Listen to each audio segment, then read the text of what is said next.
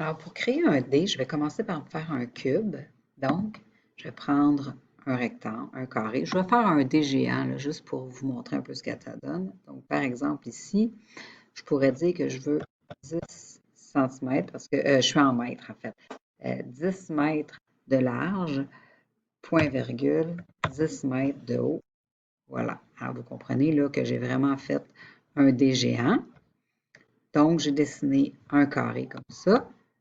Ensuite, je vais le monter, encore une fois, par là, de 10 mètres, Enter. Donc, j'ai un méga gros dé qui est là. Donc, comment je vais faire pour faire une face? Je vais simplement me placer sur le côté et là, je vais décider de mes proportions. Donc, je sais que j'ai 10 de large.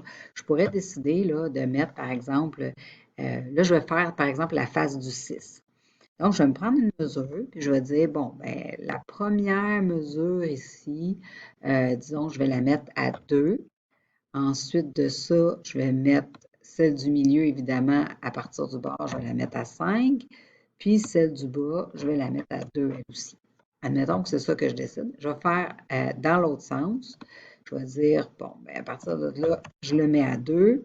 Puis à partir de là, je le mets à 2. Bon, je pourrais décider que ça, c'est mes 4 points. Finalement, je n'aime pas vraiment ça. Je reviens en arrière. Je vais choisir à la place de mettre à 3 de chaque côté pour que ce soit plus centré, les points soient plus centrés. OK, fait que ça va être mes intersections. Ça va être mes 6 points du dé. Alors, c'est vraiment vous qui choisissez vos proportions. Donc, même chose, je vais prendre mon cercle. Je vais le partir d'une intersection et je vais le mettre à la excusez, je n'ai pas du tout le bon outil, donc mon cercle, que je vais partir de l'intersection, puis je vais le grossir à la taille que je veux. Donc, par exemple, pour faire à peu près cette taille-là, disons, je disais 0,5, ça serait bon pour moi. Alors, je vais faire mes 6 cercles, 0,5, Enter. Je recommence un cercle, 0,5, un autre 0,5. Je pense que si je vous avais fait la face de 4 points, vous auriez compris. Peut-être pas besoin d'en faire 6 pour que ce soit clair. 0,5, Enter. Donc, là, j'ai fait mes 6 points. Je pourrais juste les colorier, ça serait déjà pas pire, mais j'ai envie de les renfoncer un peu. Donc, si je tourne un peu pour vous montrer la profondeur, je pourrais prendre l'outil d'enfoncement ici, puis faire, je le recule, disons, de 0,2. Ça serait la profondeur de chacun de mes trous, 0,2.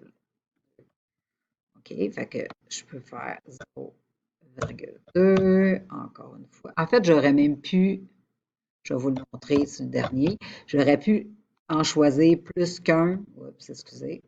Clique sur choisir lui. Et vas-tu vouloir que j'en prenne plus qu'un? Je vais tester.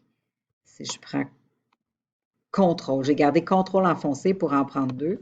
Puis là, si je pousse, ah non, il ne voudra pas. Bon, il ne veut pas, il ne veut pas, il ne veut pas. Je vais les faire un par un. J'ai compris. Voilà. Fait que là, j'ai fait mes 6 faces. Je pourrais prendre, par exemple, le pot de peinture, puis aller me chercher un matériel. Donc, ici, là, il n'y a rien. Donc, je vais créer un nouveau matériel. Je vais aller le mettre noir. OK. Là, il va me l'écrire ici. Et je pourrais venir la poser dans chacun de mes trous. Comme ça, comme ça, comme ça. Je pourrais mettre la bordure aussi, mais c'est peut-être pas nécessaire. Là, ça donne un effet intéressant comme ça. Donc là, j'aurais fait ma face du côté 6. Fait que là, évidemment, il faudrait que j'aille de l'autre côté faire le 1, le 4 et le 3, le 5 et le 2.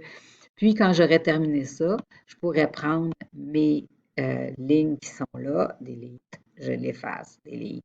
Je prends chacune de mes lignes. Je peux même les sélectionner comme ça, si je ne me trompe pas, puis en effacer plus qu'une à la fois.